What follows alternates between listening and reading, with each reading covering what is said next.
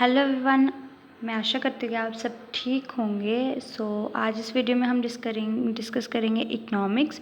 इससे पहले education subject की 2 वीडियोस अपलोड हुई हैं, 2 पार्ट अपलोड किए हैं। उसका 3rd पार्ट भी जल्दी ही अपलोड किया जाएगा।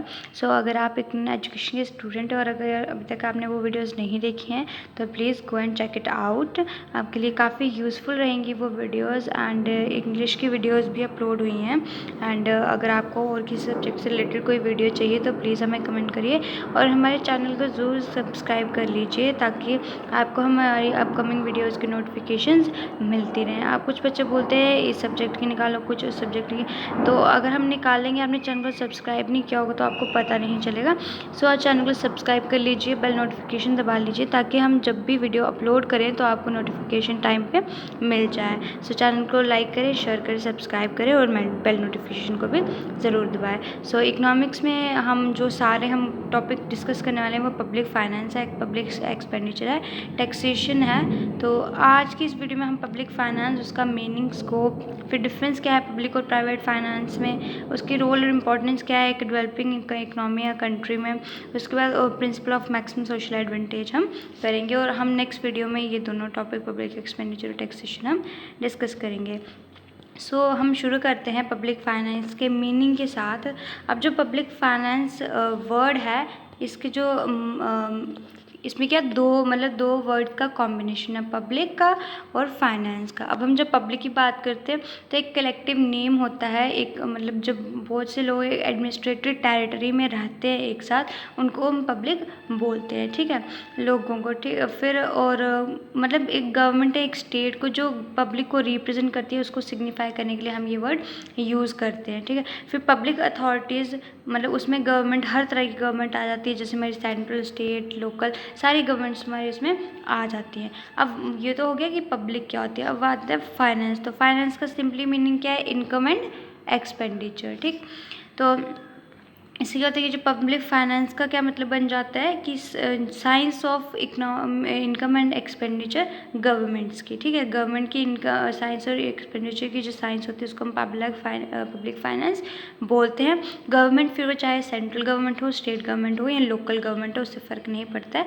किसी भी गवर्नमेंट की जो इनकम और एक्सपेंडिचर की जो साइंस है उसको हम पब्लिक फाइनेंस बोलते हैं। जिसका मेन कंसर्न इसका होता है वो होता है जो भी ज़रूरी मॉनिटरी रिसोर्सेज गवर्नमेंट के, उनका यूज़ करना, उनको एकम्प्लिश करना, इसका जो कंसर्न रहता है। अभी कुछ डेफिनेशंस हैं, जैसे है CF बेस्टल ने बोला कि public finance deals with expenditure and income of public authorities of state and their mutual relations as also with financial administration and control, ठीक है।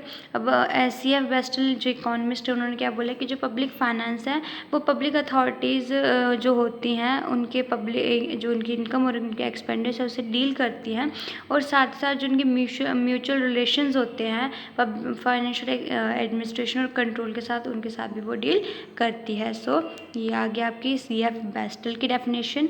नेक्स्ट हमारे प्रोफेसर हग डेल्टन ने बोला है कि जो पब्लिक फाइनेंस है उनमें उन सब्जेक्ट्स में से एक है जो इकोनॉमिक्स और पॉलिटिकल के बीच में एक बॉर्डर लाइन का काम करते हैं, ठीक है, border line between economics and political, ठीक है। कंसर्न है वो इनकम और एक्सपेंडिचर पब्लिक अथॉरिटीज़ के साथ, और वो एक दूसरे के साथ एडजस्ट कैसे करते हैं उससे ये डील करती है, ठीक है। आपके लिए 2 जो डेफिनेशंस होती हैं एनएफ होती है। मैंने आपको पहले वीडियो में बताया था कि कोई भी आप किसी चीज़ का कंसेप्ट दे रहे हो तो उसमें अगर आप 2 डेफिनेशंस देते हो तो वो एनएफ होती हैं, बट अगर आप ज़्यादा दे सकते हो, आपको फिलिप ई टेलर की भी दी गई है, public finance deals with finance of public as an organised group under the institution of government, it that deals only with the finance of government. The finance of government include raising and reimbursement of government funds, ठीक है, ये वाली। और in the words of professor JK Mehta, उन्होंने कहा है कि public finance क्या है, मॉनेटरी और क्रेडिट रिसोर्स जो होते हैं स्टेट के, उनकी स्टडी को हम क्या बोलते हैं, पब्लिक फाइनेंस बोलते हैं। ये जो डेफिनेशन है ये भी आप कर सकते हैं, काफ़ी इजी और छोटी शॉर्ट डेफिनेशन है। अब हम आते हैं कि पब्लिक फाइनेंस का हमारा स्कोप क्या है। सबसे पहले स्कोप क्या होता है कि पब्लिक मतलब जो भी जिसके बारे में स्टडी कर रहे हो वो किस किस फील्ड को कवर करता है, किस किस फील्ड को अपना मतलब कवर करता है, उसमें हम उसको हम स्कोप बोलते हैं। ठीक है, तो सबसे पहले इसमें पब्लिक रेवेन्यू आता है। इस सेक्शन में हम जितने भी सोर्सेज होते हैं जो गवर्नमेंट यूज़ करती है, सेंट्रल स्टेट गवर्नमेंट लोकल, जहाँ से अपने रेवेन्यू हम इनकम जिसको बोलते हैं, जहाँ से गवर्नमेंट अपना वो सोर्सेज जहाँ से गवर्नमेंट अपनी इनकम ड्राइव करती है, उन सोर्सेज की स्टडी करते हैं हम पब्लिक रेवेन्यू के अंडर। ठीक है, जो भी प्रिंसिपल्स टैक्सेशन के प्रिंसिपल की स्टडी जो एक इंटीग्रल पार्ट है, एक इम्पॉर्टेंट पार्ट है इस सेक्शन का। अगर हम पब्लिक रेवेन्यू की बात करें तो जो पब्लिक रेवेन्यू का जो पब्लिक रेवेन्यू की क्लासिफिकेशन है, उसके कैनन्स हैं, जस्टिफिकेशन है, जो भी प्रॉब्लम्स हैं इंसिडेंस और शिफ्टिंग और टैक्सेशन के इफ़ेक्ट्स क्या है टैक्सेशन के, वो सब हम पब्लिक रेवेन्यू में स्टडी करते हैं। ठीक है, नेक्स्ट हमारा आता है पब्लिक एक्सपेंडिचर। पब्लिक एक्सपेंडिचर जो एंड होता है और एम होता है जो भी हम कलेक्शन करते हैं रेवेन्यूज़ की, उनका। ठीक है, तो इसलिए पब्लिक एक्सपेंडिचर में हमारा जो मेन कंसर्न होता है वो प्रिंसिपल और जो प्रॉब्लम्स एक्सपेंडिचर से रिलेटेड होती हैं हम उनको स्टडी करते हैं, हमारा मेन कंसर्न वो रहता है। ठीक है, हम जो फंडामेंटल प्रिंसिपल्स होते हैं, जो मतलब जो फंड्स का फ्लो है डिफरेंट चैनल्स में, जस्टिफिकेशन और क्लासिफिकेशन है पब्लिक एक्सपेंडिचर की, जो भी एक्सपेंडिचर पॉलिसीज़ हैं गवर्नमेंट की और मेजर जो गवर्नमेंटें अडॉप्ट किए हैं अपने पब्लिक एक्सपेंडिचर को पर नज़र रखने के लिए, उन सभी की स्टडी हम इसमें करते हैं। नेक्स्ट में आता है पब्लिक डेप्ट। अब जैसे एक प्राइवेट इंडिविजुअल कोई पर्सन है, अब हम लोन लेते हैं, बैंक से लोन लेते हैं, हमने घर लेना है, हमने कोई गाड़ी खरीदनी है, हमने कुछ काम करना है, हमें लोन की हम बैंक से लोन लेते हैं। ऐसे ही जैसे एक प्राइवेट इंडिविजुअल, वैसे ही गवर्नमेंट भी लोन्स लेती है अपनी जो भी कंडीशंस हैं, कई बार वॉर की वजह से, कई बार फ्लड की वजह से, कई बार कुछ और क्लैमिटी हो गई, नेचुरल क्लैमिटी या कुछ भी है, सो उसके जो सर्टेन कुछ सिचुएशंस होती है, कंडीशंस होती हैं, उनको मीट करने के लिए गवर्नमेंट को भी लोन की ज़रूरत पड़ती है, तो गवर्नमेंट भी लोन लेती है। ठीक है, तो गवर्नमेंट जो एक्सपेंडिचर होता है वो जब उसका एक्सपेंडिचर की वजह से क्या होता है, उसकी इनकम बढ़ती है और जो अपने बजट का डेफिसिट है उसको मीट करने के लिए जो गवर्नमेंट होती है वो पब्लिक से लोन्स के थ्रू पैसे बोरो करती है, जो कि एक ड्यू डेट पे वो रीपे किए जाते हैं। ठीक है, मॉडर्न जो गवर्नमेंट है वो पब्लिक से तो मतलब पब्लिक से जो बोरो करती है वो उससे क्या होती है, इकोनॉमिक डेवलपमेंट के लिए वो पब्लिक से बोरो करती है। ठीक है, और जो गवर्नमेंट होती है वो सिर्फ लोगों से या पब्लिक से बोरो नहीं करती है, वो जो इंटरनेशनल इंस्टीट्यूशंस होते हैं, जैसे वर्ल्ड बैंक हो गया, फॉरेन गवर्नमेंट्स हो गई, उनसे भी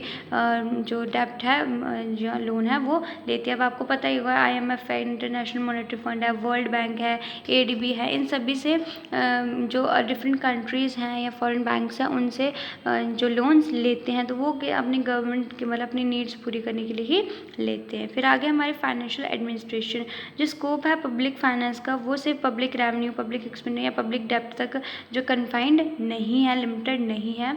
इसमें हम उस मैकेनिज़्म की जिससे public finance, public revenue, public expenditure, ये सारे प्रोसेसेस जो कैरी ऑन होते हैं, उस मैकेनिज़्म को भी हम इसमें स्टडी करते हैं। और कोई भी फाइनेंशियल डिटेल्स जो होते हैं हम उसको तब तक कंप्लीट नहीं बोलते हैं जब तक कि उसमें जो पब्लिक एडमिनिस्ट्रेशन की जो प्रॉब्लम्स हैं उनको हम कंसिडर ना करें।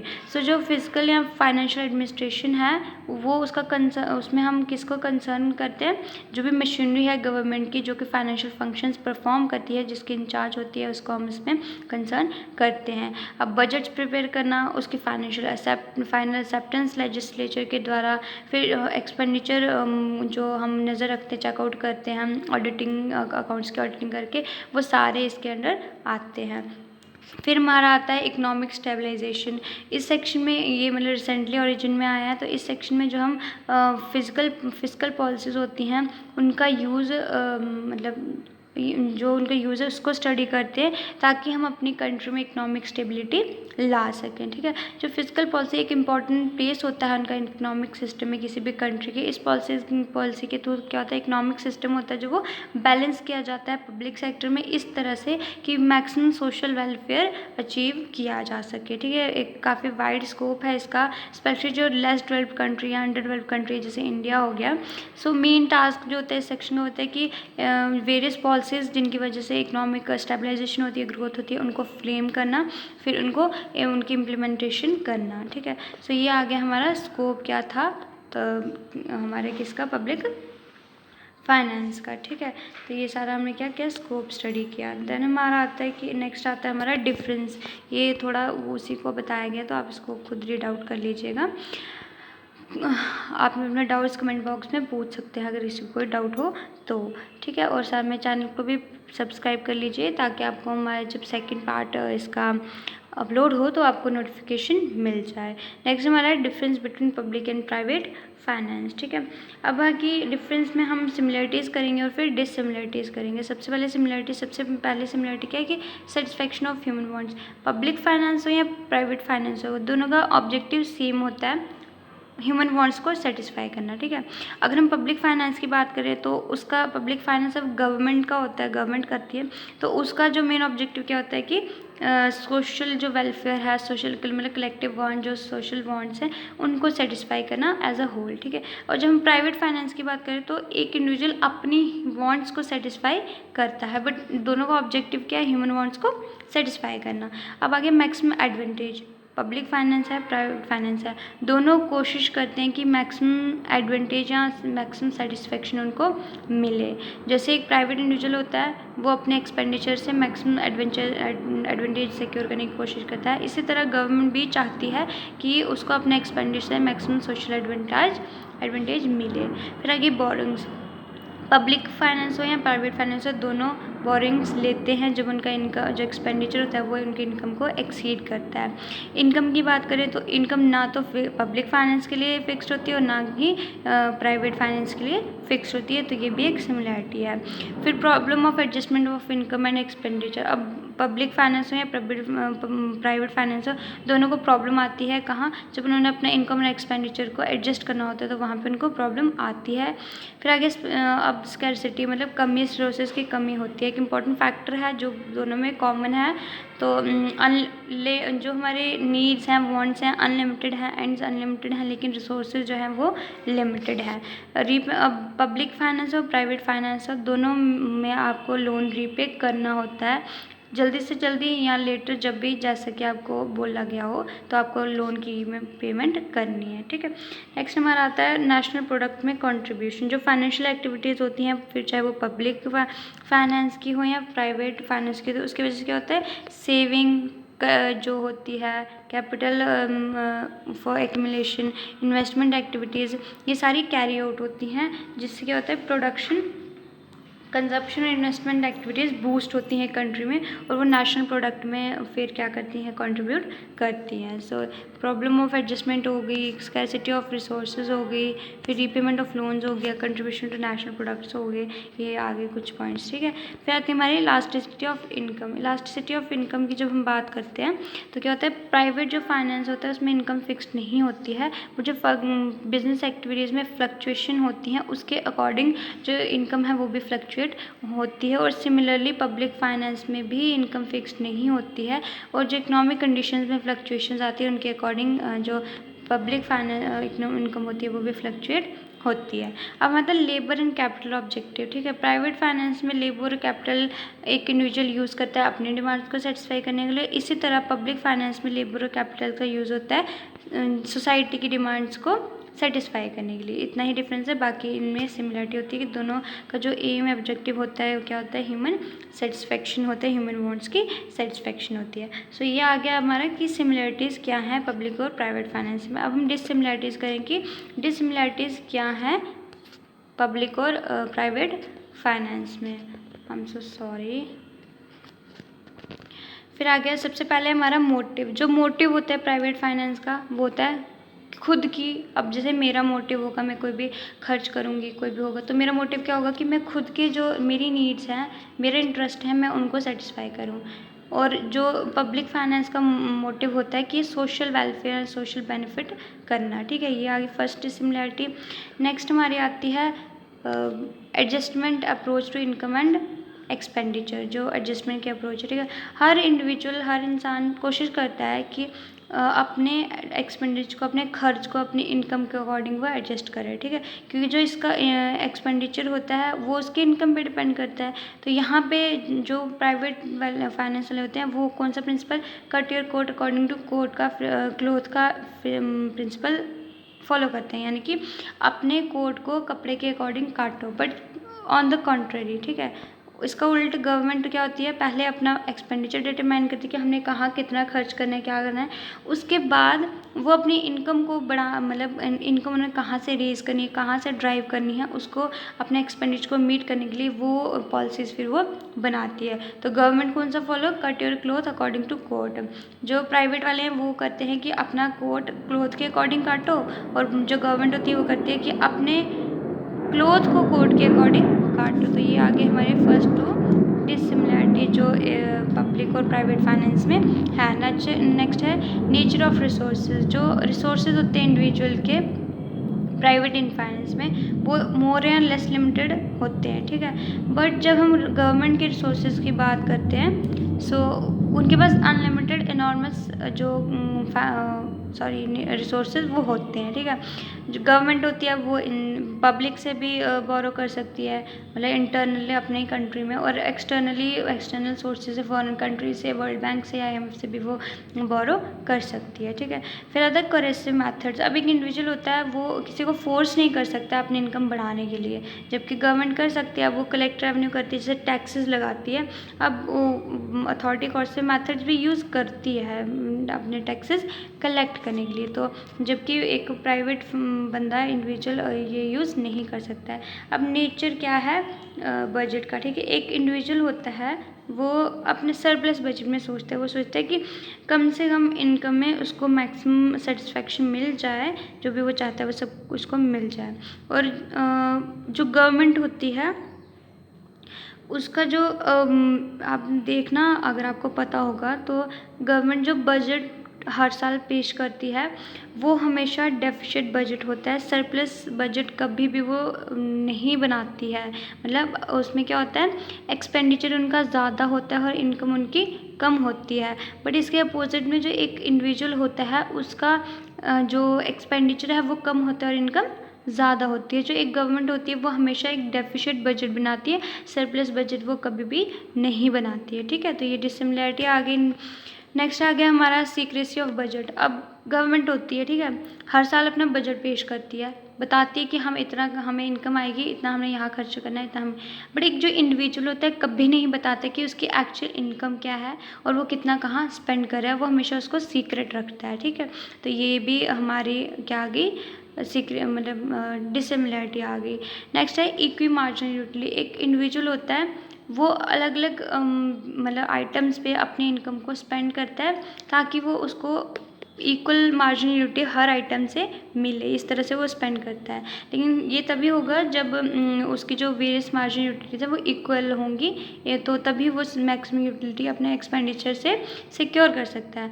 बट इसके अपोजिट में क्या है कि जो गवर्नमेंट है वो इस लॉ को, इक्वी मार्जिनल यूटिलिटी के लॉ को कभी इम्पोर्टेंस नहीं देती है, ज़्यादा इंपॉर्टेंस नहीं देती है। अब long term short term consideration, इसलिए भी इसमें भी डिसिमिलरिटी आती है। जो प्राइवेट इंडिविजुअल्स होते हैं वो उन फील्ड्स में, बिजनेस के उन फील्ड्स में अपना मतलब इन्वेस्टमेंट करते हैं, पैसा लगाते हैं जहाँ से उनको क्विक रिटर्न्स मिले, जल्दी और इमीडिएट रिटर्न्स मिले। शॉर्ट टर्म कंसिडरेशन देखती है वो, जबकि गवर्नमेंट है वो लॉन्ग टर्म जो कंसिडरेशन है वो देखती है और उसके हिसाब से अपना एक्सपेंडिचर करती है। ऐसी जगह इन्वेस्ट करती है जहाँ पे उसको प्रेजेंट पे उसको फ़ायदा नहीं हो रहा है, बट लॉन्ग टर्म में इन फ्यूचर उसको उस चीज़ का फ़ायदा होगा। जैसे अब मल्टीपर्पज़ हाइड्रो इलेक्ट्रिक प्रोजेक्ट्स हो गए और भी बहुत सारे प्रोजेक्ट, 5 ईयर प्लान्स जो बनाती है वो क्या लॉन्ग टर्म कंसिडरेशंस को देख के वो बनाती है। अब आगे इलास्टिसिटी ऑफ फाइनेंस। जो पब्लिक फाइनेंस होता है वो ज़्यादा इलास्टिक होता है अगर हम उसको कंपेयर करें प्राइवेट फाइनेंस से। अब वो कैसे कि जो पब्लिक फाइनेंस में ज़्यादा स्कोप नहीं होता है कि चेंजेस आएंगे, बट प्राइवेट फाइनेंस में बहुत से चेंजेस आते हैं। जैसे कोई न्यू टैक्स लगा दिया तो उससे भी पब्लिक फाइनेंस में चेंजेस आते हैं। फिर आगे डेलिब्रेशन ऑफ एक्सपेंडिचर। जो पैटर्न होता है एक्सपेंडिचर का इंडिविजुअल का, एक इंडिविजुअल किस तरह से अपने पैसे खर्च करेगा, कहाँ लगाएगा, वो डिपेंड करता है उसकी हैबिट्स क्या हैं, उसके कस्टम्स क्या है, उसका स्टेटस क्या है, या उसके पर्सनल नीड्स क्या है, ठीक है। इन पे बेस, मतलब इन पे डिपेंड करता है कि वो अपना एक्सपेंडिचर कहाँ और कितना करेगा। अब इसके कॉन्ट्रारी में, इसके अपोजिट में क्या होता है, जो पब्लिक एक्सपेंडिचर होता है वो इकोनॉमिक की पॉलिसीज़ क्या हैं गवर्नमेंट की, उस पर डिपेंड करता है, ठीक है। तो ये भी डिसिमिलरिटी है कि अब राइट टू प्रिंट करेंसी। अब करेंसी प्रिंट करते हैं, ठीक है। अब हर किसी को एक, जैसे हमारी इंडिया ही है, इंडिया में हर कोई करेंसी प्रिंट नहीं कर सकता है। वो एक अथॉरिटी है गवर्नमेंट के पास, आरबीआई को उसने जो दी हुई है कि जितने भी करेंसी नोट्स होंगे वही प्रिंट करेगा, कोई इंडिविजुअल पर्सन कहीं पे जो करेंसी प्रिंट नहीं कर सकता। वो सिर्फ गवर्नमेंट के पास राइट है, एक लीगल टेंडर है country with in the country, जो कि एक इंडिविजुअल प्राइवेट इंडिविजुअल के पास ऐसा कोई राइट नहीं है। फिर आगे डिफरेंस ऑफ ऑब्जेक्टिव, जो स्टेट होता है, ठीक है, वो काम करती है सोसाइटी के वेलफेयर के लिए, सोसाइटी की सिक्योरिटी के लिए एज अ होल। और जब मतलब किसी एक पर्टिकुलर इंडिविजुअल, एक पर्टिकुलर पर्सन के लिए वो काम नहीं करती है। पर जब हम एक प्राइवेट फाइनेंस या पब्लिक मतलब एक इंडिविजुअल की बात करते हैं, तो जो उसका ऑब्जेक्टिव होता है कि पर्सनल अर्निंग्स और प्रॉफिट्स देखना, पर्सनल वेलफेयर और पर्सनल सेफ्टी की वो वहाँ पे कंसर्न करता है। एंड लास्ट में difference as to definition savings. Private finance में क्या होता है, एक इंडिविजुअल वो कोशिश करता है कि मतलब मैक्सिमम सेविंग वो करे, ठीक है। और पब्लिक फाइनेंस का क्या होता है, स्टेट बजट हमेशा एक डेफिसिट बजट होता है और डेफिसिट उसकी फाइनेंसिंग भी होती है। सो ये था हमारा डिसिमिलरिटीज़, क्या मतलब सिमिलरिटीज़ डिसिमिलरिटीज़ जो हमने की पब्लिक और प्राइवेट फाइनेंस में। अब हम आते हैं कि एक पब्लिक जो फाइनेंस होता है उसकी क्या इंपॉर्टेंस होती है, उसका क्या रोल होता है एक इकोनॉमिक डेवलपिंग इकोनॉमी, एक डेवलपिंग कंट्री में, जैसे कि हमारी इंडिया एक डेवलपिंग कंट्री है, ठीक है। तो काफ़ी सोशो इकोनॉमिक सिग्निफिकेंस होता है, मतलब सोशली इकोनॉमिकली बहुत ज़्यादा इंपॉर्टेंट होता है पब्लिक फाइनेंस, डेवलप्ड कंट्रीज़ में भी, डेवलपिंग कंट्रीज़ में भी। जो डेवलप्ड कंट्रीज़ होती हैं उनमें जो मेन गोल होता है, इकोनॉमिक गोल होता है पब्लिक फाइनेंस का, वो क्या होता है, प्राइस स्टेबिलिटी और फुल एम्प्लॉयमेंट। जबकि जो डेवलपिंग कंट्रीज़ हैं उनमें इकोनॉमिक डेवलपमेंट, कैपिटल फॉर्मुलेशन के थ्रू और इंफ्रास्ट्रक्चर आर्ट की क्रिएशन, ये जो main goals public finance operations के होते हैं, ठीक है। Socially equitable distribution, income reduction और इनइक्वालिटीज़ को कम करना इनकम में, कुछ इंपॉर्टेंट फंक्शंस जो पब्लिक फाइनेंस के होते हैं। अब हमने पॉइंट्स डिस्कस किए हैं, जैसे सबसे पहले है to increase the rate of saving and investment. ज़्यादा से ज़्यादा जो लोग होते हैं वो अपनी इनकम कंजप्शन पे खर्च कर देते हैं, ठीक है। सेविंग्स बहुत कम होती हैं, सेविंग्स कम होती है, इन्वेस्टमेंट्स भी कम होती हैं, ठीक है। तो जो गवर्नमेंट क्या होती है वो एनकरेज करती है कि आप सेविंग्स करो, इन्वेस्टमेंट करो पब्लिक फाइनेंस के थ्रू। फिर आ गया इक्वल डिस्ट्रीब्यूशन, इनकम और वेल्थ की इक्वल डिस्ट्रीब्यूशन को सिक्योर करना, ये भी रोल इम्पॉर्टेंस है भाई।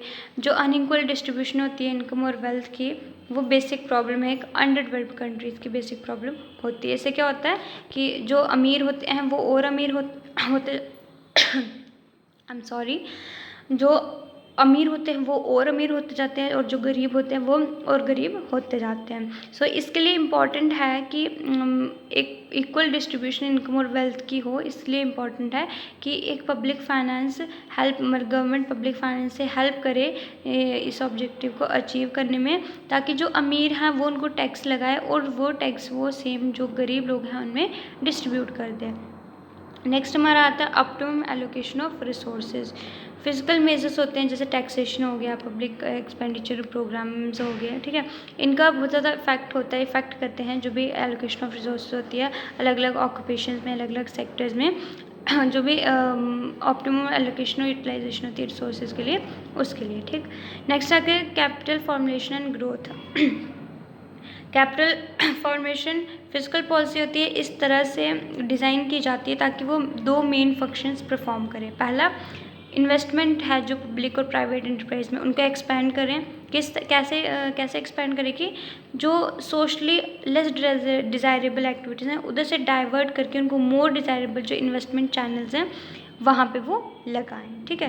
तो ये आगे कि जब इस तरह से हमने उनको डिज़ाइन करना है कि वो डाइवर्ट करें sources socially less desirable activities से मोर डिजायरेबल इन्वेस्टमेंट चैनल में। तो ये जो कैपिटल फॉर्मेशन होती है वो किसी भी कंट्री की स्मूथ इकोनॉमिक डेवलपमेंट के लिए ज़रूरी होती है, प्री रिक्वेस्ट होती है, ठीक है। फिर आ गया प्रमोटिंग इकोनॉमिक डेवलपमेंट। स्टेट का जो एक इम्पॉर्टेंट रोल होता है इकोनॉमिक डेवलपमेंट को प्रमोट करने में, स्पेशली जो उसके कंट्रोल है, रेगुलेशन इकोनॉमिक एक्टिविटीज़ हैं उनके थ्रू। तो फिजिकल पॉलिसी जो है वो एक नेशन की इकोनॉमिक डेवलपमेंट को प्रमोट कर सकती है, ठीक, करती है। फिर इम्प्लीमेंट हो गई प्लानिंग की। डेमोक्रेटिक प्लानिंग में क्या होता है, फिजिकल पॉलिसी का इंपॉर्टेंट रोल होता है एज फाइनेंशियल जो प्लान्स होते हैं वो इम्पॉर्टेंट होते हैं फिजिकल प्लान से, और फाइनेंशियल प्लान्स की इम्प्लीमेंटेशन वो ऑब्वियसली डिपेंड करती है फिजिकल मेजर का यूजेस पे।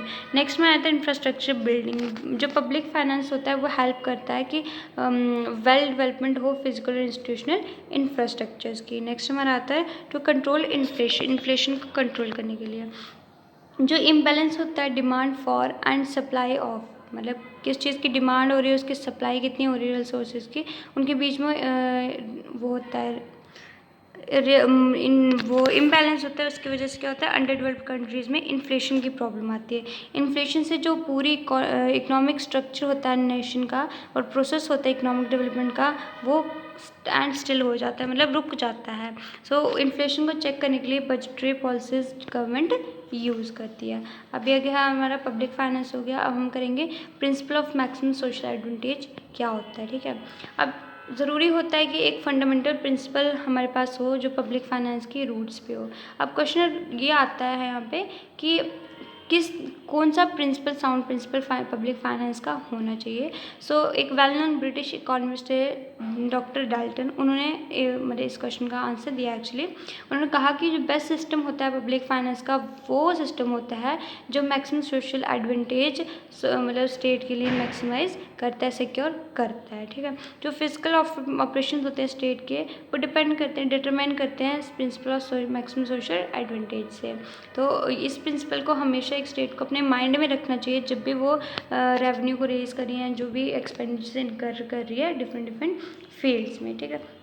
अब जब प्रिंसिपल होता है ये क्या बोलता है कि जो स्टेट होती है, गवर्नमेंट होती है, उसको रेवेन्यू कलेक्ट करना चाहिए, मनी को स्पेंड करना चाहिए इस तरह से कि जो कम्युनिटी है उसका मैक्सिमम वेलफेयर हो, ठीक है। अब टैक्स इम्पोजिशन होगी स्टेट की, उसकी वजह से क्या होगा, जिस पे वो टैक्स लगाया जाएगा उससे लॉस ऑफ यूटिलिटी होगा। अब क्यों होगा लॉस ऑफ यूटिलिटी, रीज़न क्या है इसका कि जो टैक्सेशन होता है उसकी वजह से परचेजिंग पावर का लॉस होता है जिस भी पर्सन पे वो टैक्स लगाया जाता है। तो इसको हम क्या बोलते हैं, सोशल सेक्रीफाइस ऑफ टैक्सेशन, ठीक है। तो सिमिलरली इस ये देखो जो सोशल सेक्रीफाइस ऑफ टैक्सेशन है इसको हम बोलते हैं। इसी तरह से जब स्टेट मनी स्पेंड करता है एक्सपेंडिचर पे इनकर करता है, इसकी वजह से क्या होता है, गेन ऑफ यूटिलिटी होती है उन सेक्शंस के द्वारा जिनको उसका बेनिफिट मिलता है। तो इसको हम बोलते हैं social benefit of public expenditure, ठीक है। यह गया। तो इस तरह से क्या होता है कि जब टैक्स लगाया जाता है तो उससे बर्डन इम्पोज होता है, और जो एक्सपेंडिचर होता है तो उससे जो सोशल बर्डन होता है वो रिवील होता है लोगों का। सो जो मैक्सिमम सोशल एडवांटेज है वो हम कब अचीव कर सकते हैं, जब एक स्टेट की जो फाइनेंशियल एक्टिविटीज़ होंगी उससे मैक्सिमम सरप्लस होगा सोशल गेन का, यूटिलिटी का, जो भी social sacrifice and disutility होगी, ठीक है। फिर हमारा आता है कि जो मॉडर्न टाइम है, ठीक है, मॉडर्न टाइम में क्या होता है, जो अल्टीमेट एम होता है हर स्टेट का, हर कंट्री का वो होता है, फिर चाहे वो कैपिटलिस्टिक कंट्री हो या एक कम्युनिस्ट या सोशल जिसको बोलते हैं वो कंट्री हो, मैं अपने लोगों का अच्छा करना, उनका मैक्सिमम वेलफेयर उनको करना, वो क्या होता है, एम होता है, अल्टीमेट एम होता है हर स्टेट का। जो फाइनेंशियल ऑपरेशंस होते हैं स्टेट के वो लोगों के वेलफेयर से बहुत ज़्यादा अफेक्टेड होते हैं। हाँ कि हालांकि कुछ फंडामेंटल प्रिंसिपल्स हैं जो फाइनेंशियल ऑपरेशंस होते हैं स्टेट उनको गाइड करते हैं। अब जो डिफरेंट इकोनॉमिस्ट हैं उन्होंने इस प्रिंसिपल को डिफरेंट नाम दिए मैक्सिमम सोशल एडवांटेज के प्रिंसिपल को। जैसे डॉक्टर डाल्टन ने कहा ये मैक्सिमम सोशल एडवांटेज, उसको नाम दिया principle of maximum social advantage. Professor Pigou है, उन्होंने कहा principle of maximum aggregate welfare. उन्होंने क्या रिमार्क किया कि expenditure should be pushed in all direction up to the point at which satisfaction obtain from the last shilling spent is equal to the satisfaction lost in respect of the last shilling called upon government services. ये remark किया था professor Pigou ने, ठीक है।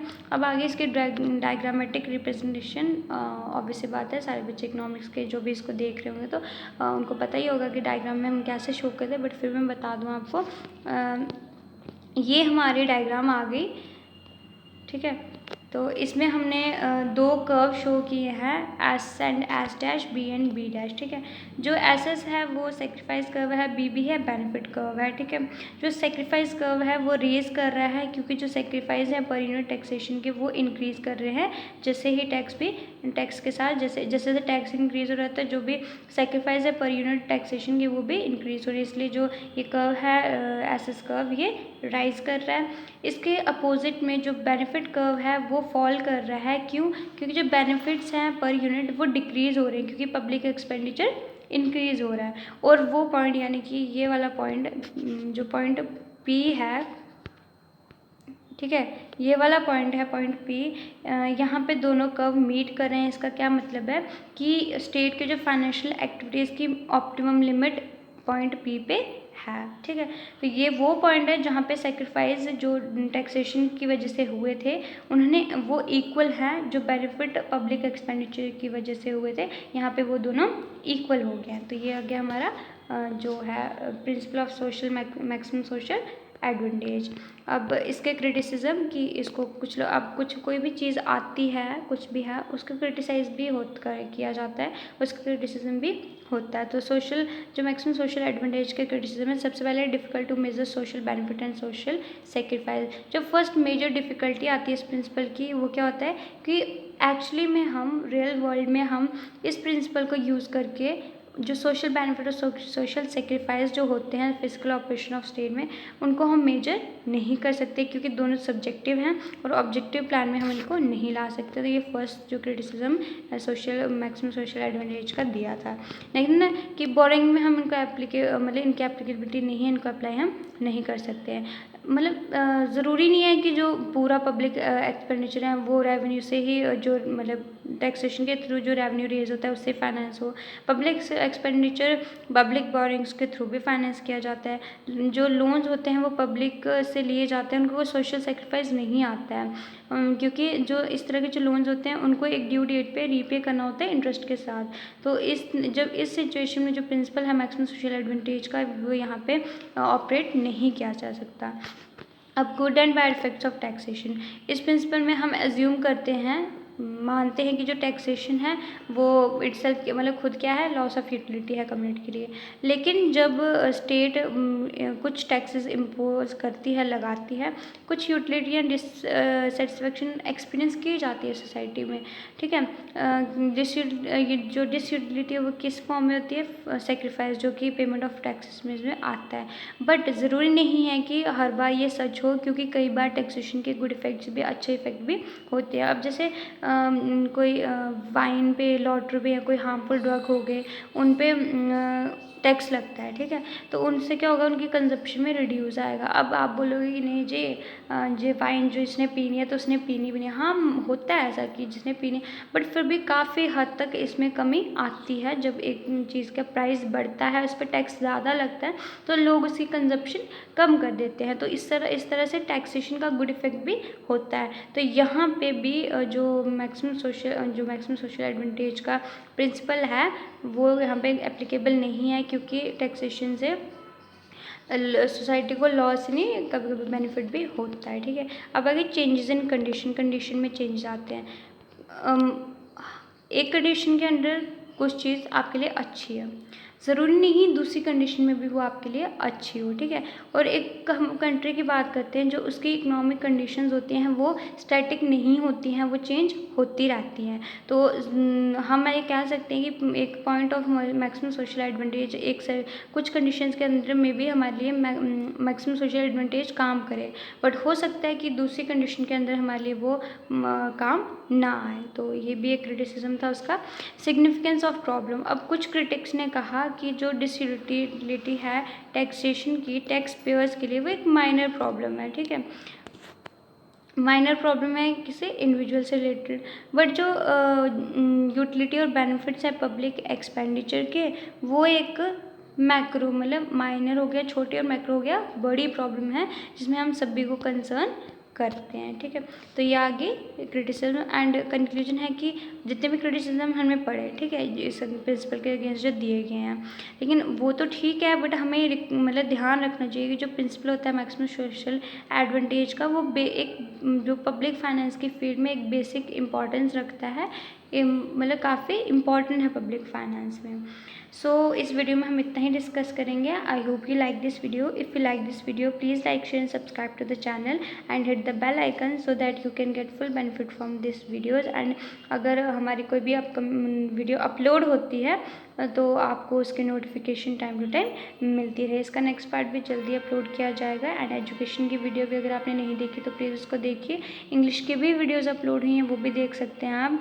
और channel पे daily current affairs की video देखते हैं। अगर आप किसी भी कॉम्पिटिटिव एग्जाम्स की तैयारी कर रहे हैं, specially JK SSB account assistant 4th class जो उसके एग्ज़ाम्स पे आने वाले हैं, सो अगर आप किसी भी एग्ज़ाम के लिए प्रिपेयर करें तो डेली वो करंट अफेयर्स की वीडियोस देखिए, आपको बहुत हेल्प मिलेगी।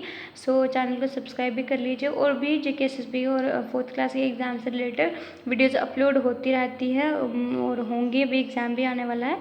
सो चैनल को लाइक करिए, सब्सक्राइब करिए और बेल नोटिफिकेशन को भी दबाइए ताकि जब भी कोई वीडियो अपलोड हो तो आपको उसकी नोटिफिकेशन टाइम पे मिल जाए।